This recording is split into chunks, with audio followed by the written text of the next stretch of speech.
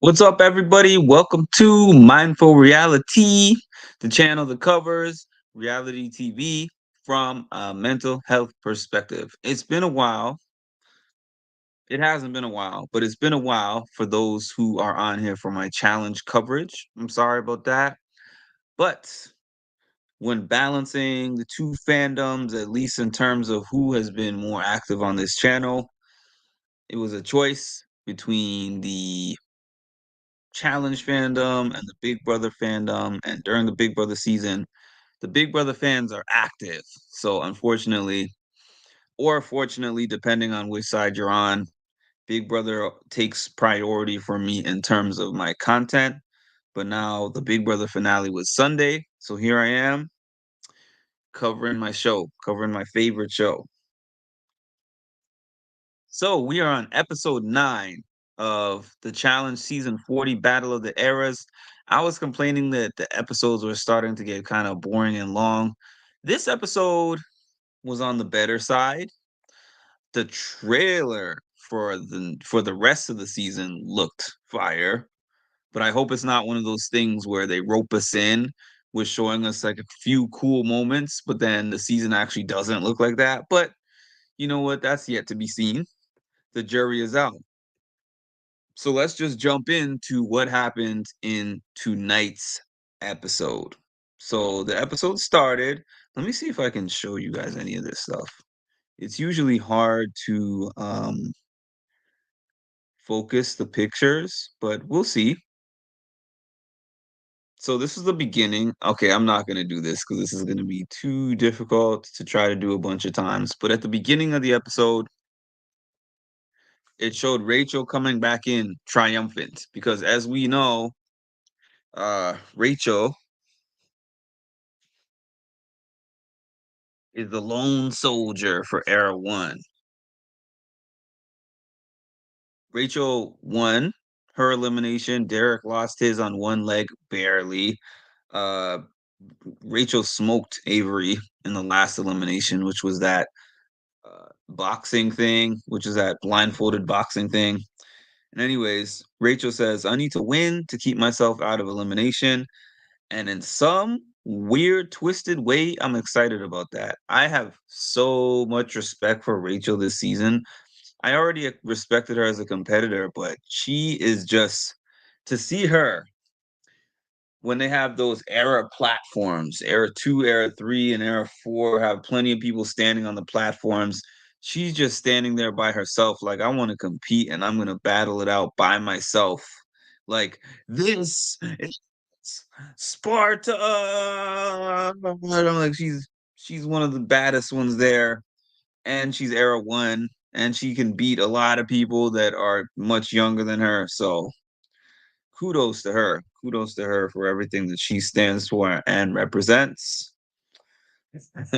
It shows Ryan again taking another shot at Laurel, which I think is somewhat um I think it's somewhat based on the questions that they're asking him in the confessionals, but also it is his thoughts too. So he is really saying that.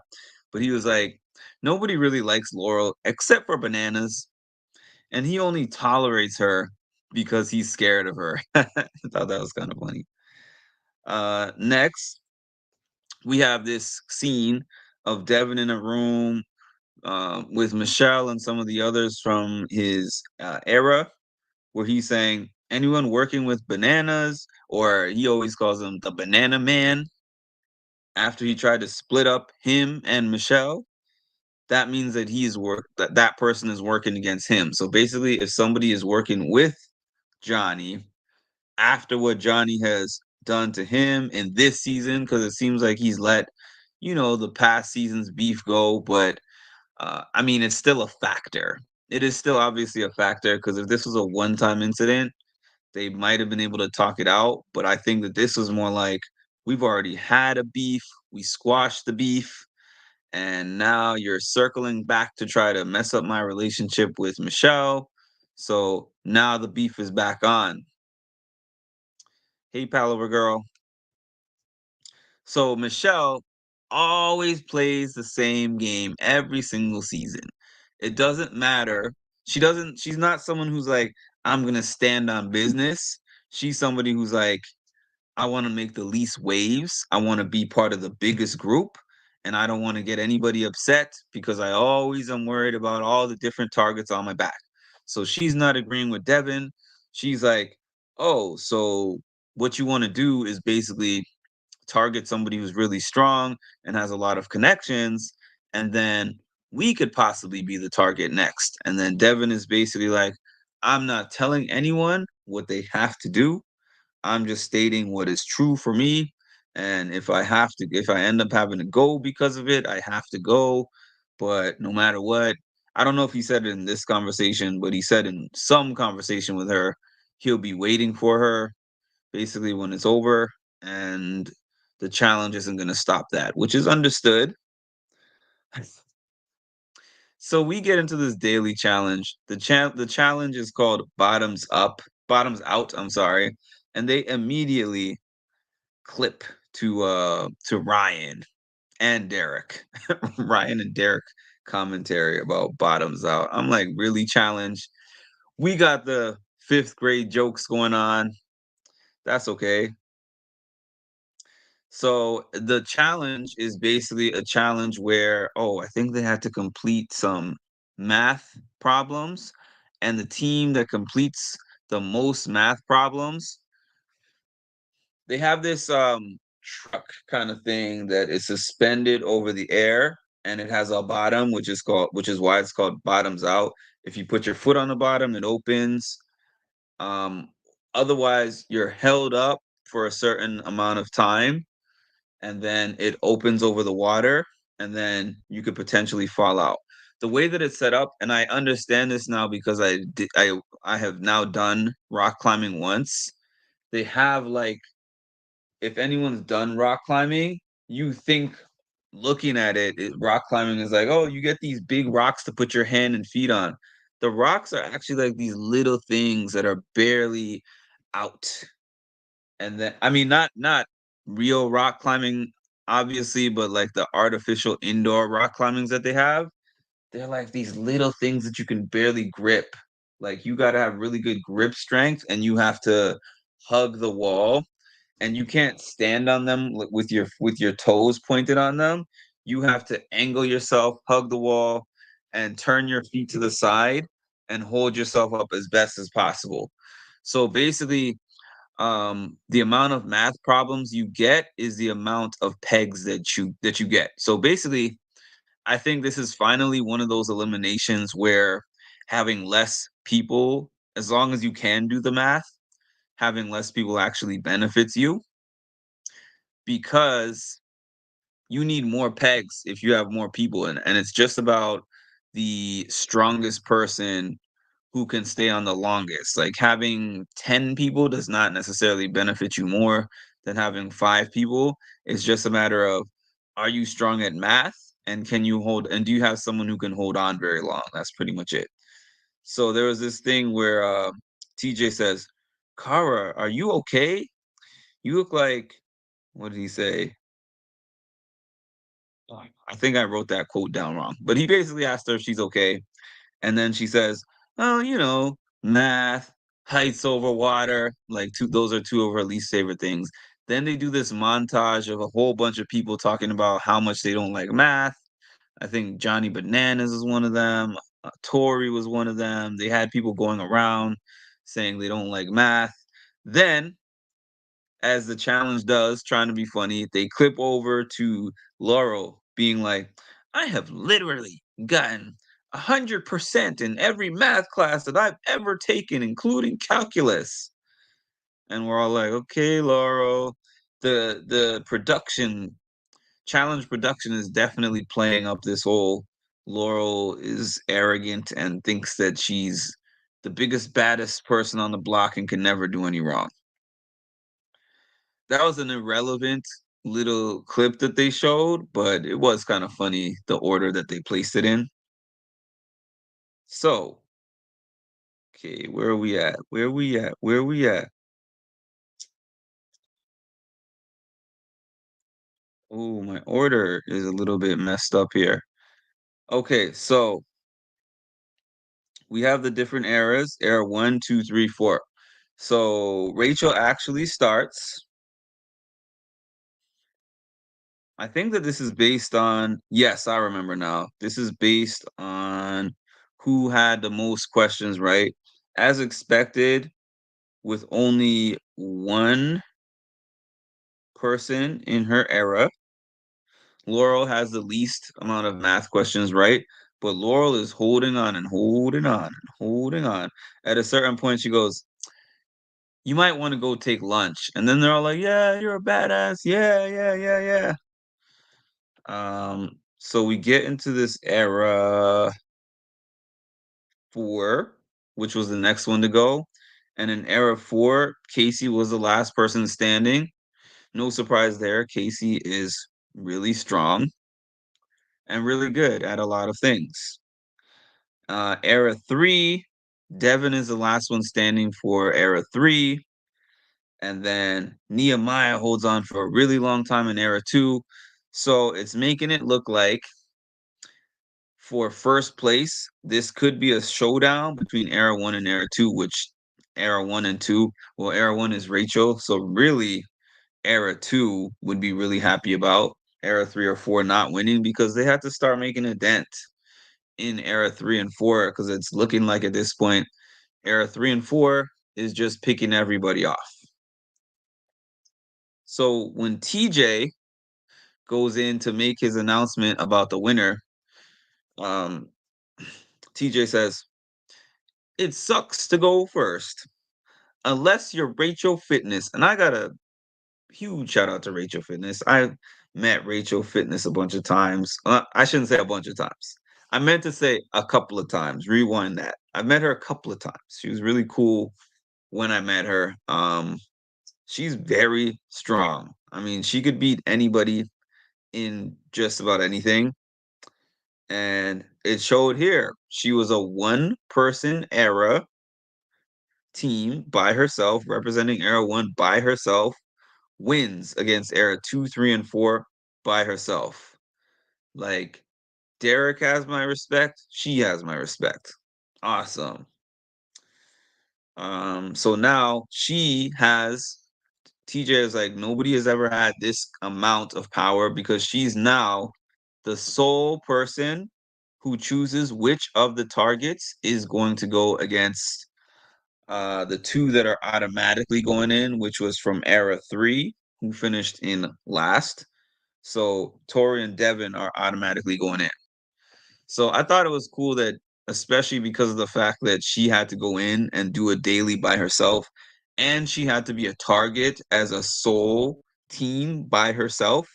And she inevitably, in my opinion, if she hadn't won this specific one, they would automatically just put her in because it would be the easiest thing to do. So she won with her life on the line, and she got a power to make a huge choice. So Jordan thinks that Rachel should pick Era too, and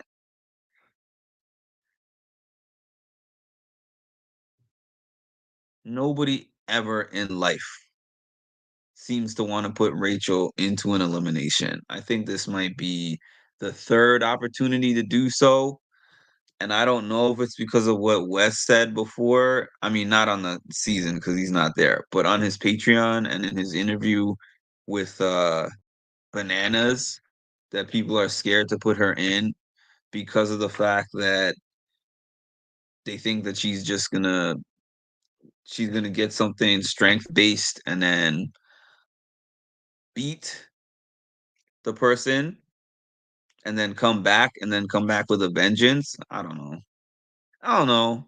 I mean, there's multiple factors in this particular choice that I'm going to get into as I go down the rest of my notes. So they have their classic bar scene where there's some drinking, there's some dancing, and there's some flirting, and there's some negotiations going on. So I think the first thing I remember seeing was like Theo and Olivia having their little moment. They had a kiss. He was like, "I'm happy I came here," paraphrasing, to get to meet you and stuff. Let's see. So it shows Josh saying, "Rachel is my real life friend. She's one of my trainers." It shows some pictures of them together.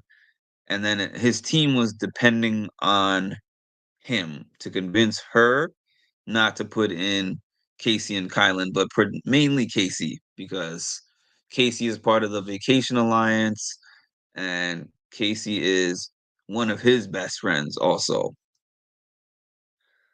So Casey, it shows going to talk to Rachel, and she's trying to leverage Rachel's relationship with Josh. And Casey's basically telling Rachel, "We haven't actually gone for you." She said, "I know that you and I haven't specifically worked together. However, I know that off of the strength of your relationship with Josh and my relationship with Josh, we have not come for you and we would not come for you."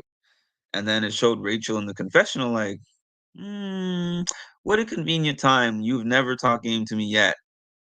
By the way, I forgot to mention that TJ said half of the people are out. So they're like at the halfway point in terms of people. I think they have 20 people left out of the 40. Not halfway in terms of 50% of the episodes, because I think that would mean we're more than halfway because of the purge at the beginning, but halfway in terms of people wise. So yeah, Rachel, I like Rachel because she's a strong independent thinker, and I like strong independent thinkers, man. I really do. I really do. Um,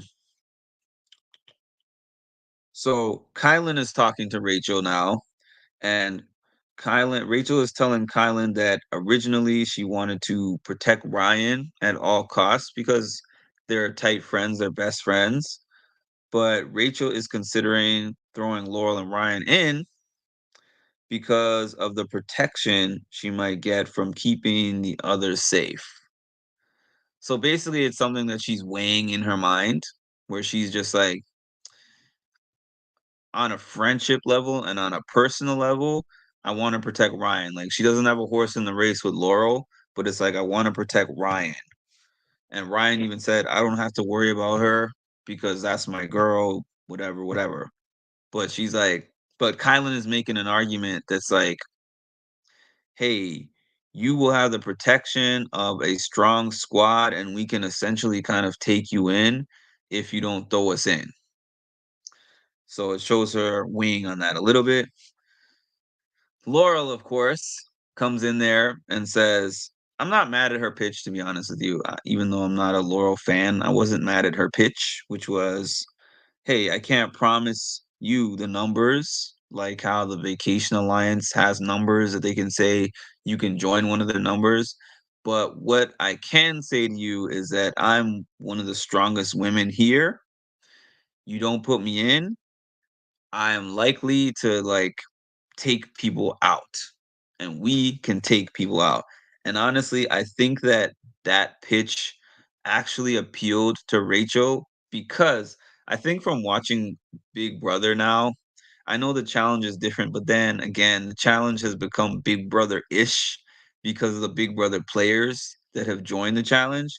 So I know that Rachel is thinking, even though y'all offered me protection, I'm still not at the top of your alliance. I'm not at the middle of your alliance. It basically just kind of means once we pick off the rest of the people that are not in the Vacation Alliance and are not in any other alliance, then we'll go for you. But you're still at the lower end. Like, you're one of the first people that we would go for. Like, they throw in a Jenny, like they would throw in people they have no connection with at all, but then she would be next, basically. So I could see why that would appeal to her. It showed a little clip of Kara being, again, I feel like she has said this 2 times or 3 already at this point of the season. And she's like, I would love for Laurel to be going in, but I don't think that's gonna happen. And I was like, I feel like the fact that they're showing this means that it is probably not going to happen. All right. So give me 1 second. Okay, so the final thing that they show, because they put it in order to make it kind of dramatic, is that they're showing Josh telling Rachel that he'll support her in doing whatever is best for her. Because they made it like they showed Josh being like, Casey means so much to me in this game. Casey's like my rock in this game. I don't want her to throw in Casey. But then when Josh had this conversation with Rachel, he didn't do what he usually does. He didn't swear on his dead relatives. He didn't say it's gonna ruin our relationship if you do this. It was just, I understand that you got to do what's best for you, and he actually said, I'm gonna support you in whatever is best for you, which I don't think there's really anything particular wrong with that. However, the reason why I can understand people finding something wrong with that is because that's not how Josh plays when it's something that he wants. When it's something that he wants, he will scream and kick up dust. He will curse at people. He will get mad. He'll cry. He'll be like, "You're not my friend anymore." But when it's something that he's like a little indifferent about, hey, it's like, do what's best for you, girl. I support you no matter what you do. So that's what it is. And then it shows, okay, I'm skipping the order a little bit. Okay. So we get into the deliberations. Ryan starts and he tells Rachel that she's his number one. You know, they're kind of ride or dies, they're friends. He would never target her. Laurel says the same thing. I mean, not the same thing as Ryan, but she says the same thing to Rachel that she said before, where she was like, "Hey, Rachel, I don't have those alliances or ties. I'm basically a free agent in this game. So if you don't pick me, I will be loyal to you, and I am a strong female in this game." If there's one thing about Laurel, she is consistent. I'll give her that. So Casey says Era 4 has never targeted Rachel. She's kind of reiterating her same pitch as well. Kylan says, Kylan is Kylan. I love Kylan on the challenge. Funny enough, because I did not like Kylan on Big Brother. Challenge Kylan is so different from all the other new era players. I love it. So Kylan says basically that Era 4 is a strong team and they will most likely be coming back. And essentially, you don't want to make an enemy out of them. That's the same thing that he said the last couple of times that he was in there. Hey, Lisa,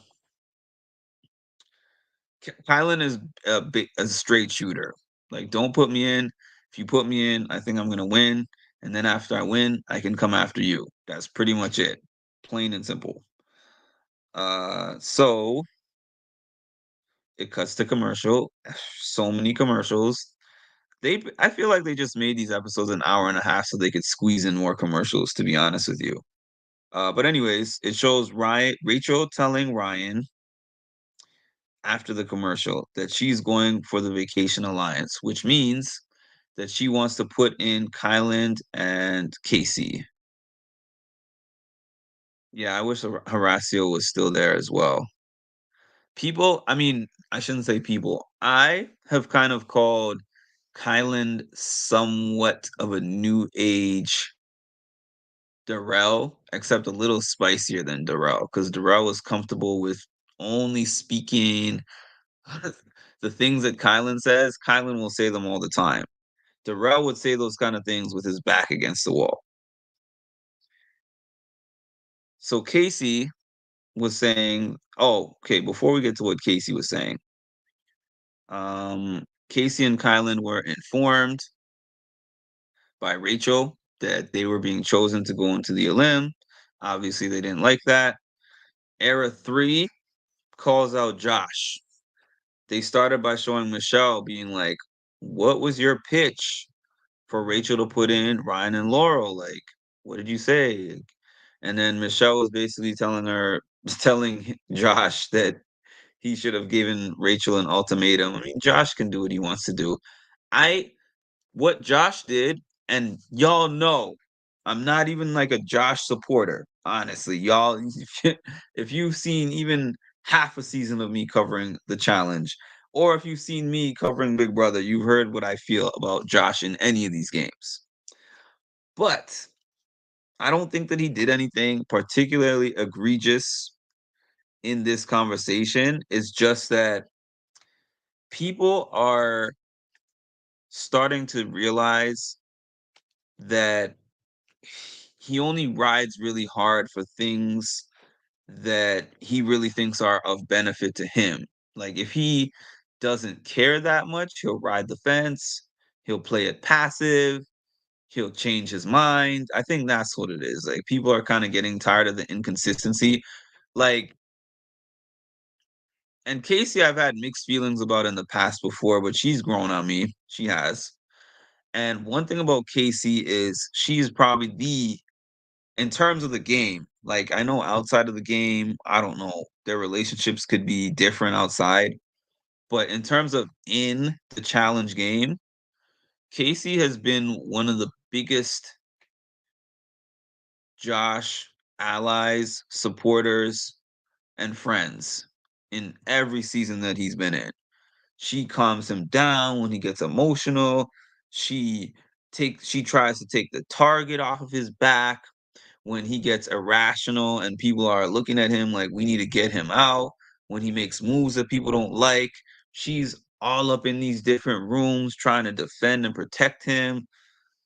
So I honestly do feel like in this instance, yes, he should have rode harder for Casey. Now, Rachel could have made whatever decision that Rachel wanted to make, but the part of it is was like him being like, I support whatever decision that you make. So I get it from a Casey standpoint. Now, from the standpoint of like Michelle, Devin yelling at him, like I feel like that was more selfish for them because obviously they didn't want Devin to go in. But I think that Casey had a legitimate reason to feel a personal way about it. And even Kylan, I don't even feel like Kylan and Josh, I don't think they're like besties or anything. So I just feel Casey specifically had a reason to feel a way about that.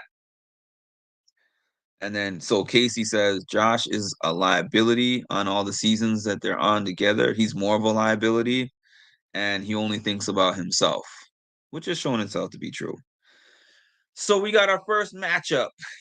Matchup number one, Kyland versus Devin in a puzzle-ish kind of challenge where they have to unravel these cords and then plug them in to this I don't know what that thing is called, but they got to plug the cords in and then it lights up a board and I think it has the number of the seasons in order. And so it showed like a thing of Johnny Bananas being like, this is Devin's thing. Devin beat me in something very similar to that. So if anyone can win this, he can. He's going against Kylan though. Kylan is amazing at this game. If there's any new person that I would like to see win a challenge championship, as Bananas calls them, it would honestly be Kylan because I can't really think of any other modern day challengers who just love the game as much as he does. I really can't. That's what makes me root for him.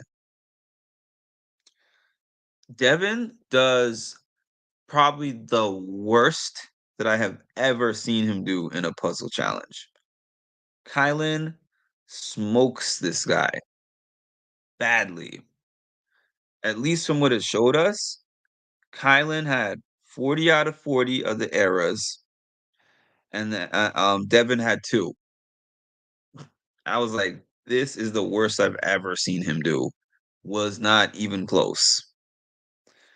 Derek had said it during a part of the challenge that he wants Kylan to be out because he was like, Kylan could win this game, and Kylan is not even human. I forgot the name he called him, but he was insinuating like the guy's a robot.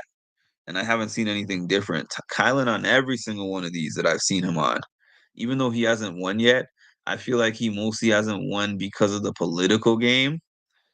Because challenge wise, the guy is nice. The guy is nice at everything, especially these kind of things. And then, you see all the things that he says that he represents, the autism community, being black and Mexican. I think there was one other thing that he mentioned, but he stands for a lot and he plays for a lot. So Kylan wins. So that's a win for, I think Kylan is era 4, taking out era 3. So we got the next two era matchups, which is Casey from era 4 and Tori from era 3. Casey is an absolute beast. Tori is an absolute beast as well. If I had to pick going in who I thought was at an advantage here, I would have said Casey because I take Casey at almost anything against almost anyone. So we go into this. It's going back and forth. This one is much, much, much, much closer than the first one of the man. It's a nail biter. Jenny is like, I feel like I'm watching an aggressive tennis match. That was pretty funny. So right before the commercial, it showed both Tori and Casey running and pressing the button for the check, and then it showed it showed Josh making this face. Let's see if it wants to.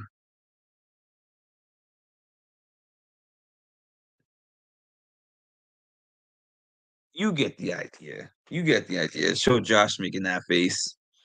So it made it like it's a nail biter, and whoever pressed the button first wins. So we didn't know who wins again. So it was another one of these like Derek Horacio moments. Like who won? Who won? And TJ was like, Tori pressed the button first. Tori wins. So it made it like Tori won by seconds. I'm sure we'll hear on some kind of podcast if that's true or not, but that's what it showed in the episode. So we got our two winners. Our two winners are Tori and Kyland. So we got one from each era, which is actually the best outcome for the other two eras, losing one from each era, and especially losing Casey. Losing Casey, like, don't get me wrong, Tori is a beast. Losing Casey is huge, and losing Devin is actually huge also because he's a mastermind who runs things behind the scenes. He had a showmance going on, and he's strong at the game. Like, let's be real. So you weakened friendships, relationships, and teams all at one. So in retrospect, even though personally I wanted Laurel and Ryan to go in, it looks like turned out to be a good move for Rachel. So now they did a montage of Josh crying with violins playing. Da, da, da, da, da, da. They're playing the violins, and Josh was like, "Oh, I love her. I love Casey. She doesn't know how much she means to me." It was funny. Like I don't get as mad as I used to because I'm just used to joshing. That's what I call it. You're joshing me at this point. I'm not mad at it. Production edited it in a funny way for us.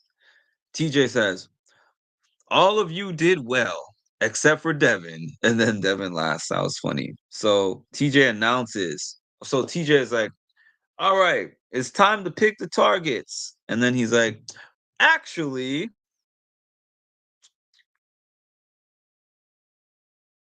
now, from here on out, it's every era for themselves. Rachel is like, yes, now every era is going to experience what I've been experiencing this whole time. And I was like, no more hiding behind alliances. Even though people are going to work together, it's a different game when you can pick anyone from any era. And it's not like last place. Okay, my favorite part about every era for themselves, nobody can throw it so that their era goes in. Nobody can hide behind their era. Now you have to win. I mean, the relationships still do matter because depending on who wins, someone could be like, I don't want to pick any of my friends or allies, so they could still just they could even pick multiple people from one era. But at the same time, it makes it a little bit harder and more challenging. Like if somebody wins individually, it can throw off the whole balance where they can be like, you know what? I want to get rid of, let's say, like Tori, Laurel, or Kara. You know what I mean? Like they have choices that they can choose anyone. Those are just random names, by the way. Okay, so Tori gets to pick three guys. The three guys that Tori picks are Johnny Bananas, Ryan, and Derek. Funny thing about Tori picking Johnny Bananas is that like Tori is like she picked Johnny Bananas for Devin basically, and Johnny is like, "What? I thought that we were friends, but apparently we're not." Johnny is funny with this friendship thing. I was laughing because when I was watching Wes's Patreon recap, I think either last week or the week before, he's like, "Do you think it's any coincidence that he's like best friends with let's see, Jenny, um, who was the other people that she was talking about? Oh, Jenny, Laurel, Tori, Michelle." He's like, do you think it's a coincidence that Johnny is like suddenly best friends with all the strongest women?" So, and I was like, I never really thought about that, but he probably picks his friendships pretty intentionally, to tell you the truth. But yeah, so I don't really think that Johnny ever took a precedence over Devin. Not to say that Johnny and what's her name, Tori, are not good friends, but Devin and her are best friends from Are You the One? They've known each other for like a very long time. So he's not ahead of that friendship, nor is he going to be ahead of a showmance with Michelle and Devin. It just is what it is. Like friendships do have some sort of ranking sometimes. Um, so now we get to Kylan's picks where he's picking three of the women. He picks Jenny, Aviv, and Rachel. Jenny seems to be the easiest pick always. Rachel just picked him, so that was kind of a no-brainer. And then Aviv, I don't really know the logic behind the Aviv pick, but it's like she probably doesn't really have he that's probably one of the picks with the least repercussions. Actually, Jenny and Aviv are two picks with the least repercussions for him. So that's probably a factor into his decision of picking them, quite honestly. And that's where we're at. I think that we had a good episode. I liked this episode more overall. I mean, last week's Elim, I love the Elim itself, but I think like in terms of action, strategy, conversation, uh, the whole totality, the daily, I think I liked everything in this episode better than the last episode. The last episode had a great elimination, especially on the side of Corey and Derek, but everything else, I like this episode quite a bit. It picked up some speed. Thank you, Challenge Gods. I like the fact that we're now into the individual because that's when the game gets really interesting. I liked what I saw in the trailer, which gives me hope that the season kind of goes up from here. And thank you for watching me cover, a show that has been a staple of my life for like more than half my life. I love it, and I am glad to be back doing these challenge recaps. You'll see me now for the remainder of the season. I might get into Survivor, not tonight, obviously, but I might get into covering Survivor like on Thursdays, the day after the episode, but we'll see. And please make sure to like, comment, subscribe, and hit the notification bell to get notified of when I drop some more great content. Thank you, everybody, for watching, and have an amazing night.